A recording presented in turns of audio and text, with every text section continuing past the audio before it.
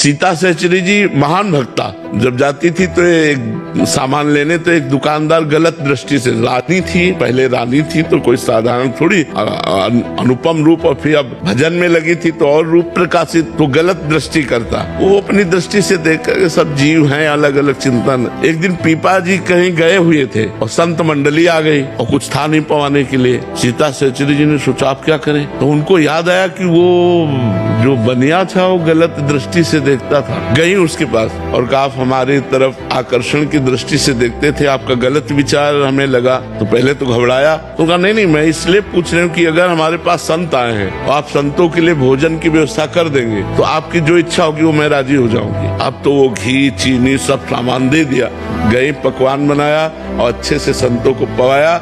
जब संत पा चुके तो उस समय पीपा जी आ गए। पीपा जी ने सीता सहचरी से पूछा हमारे पास तो कुछ था नहीं, संतों को क्या पवाया? तो उनका अपने को बेचकर पीपा जी के आंसू आ गए। उन्होंने कहा धन्य है जो तुम्हारी जैसी हमको मित्र मिली, पत्नी मिली। अब बैठो हमारे कांधे पे, मैं तुम्हें ले चलूंगा उसके पास। और उसकी दुकान के पास गए, उतर गए और कहा जाओ। जे ही हो गई तो चरणों में लुट गया और कान पकड़ा और कहा गलती पड़ी, कभी हम ऐसी गलती दृष्टि से आपकी तरफ ने, आप जैसे मतलब उसको ज्ञान हो गया क्योंकि उसका अन्न संतों के पेट में गया ना, तो उसकी बुद्धि पवित्र हो गई। वो चरणों में गिरा और कहा माता आप कभी ऐसी हो। ऐसे ऐसे चरित्र आते हैं भक्तों की, मतलब होश उड़ जाए।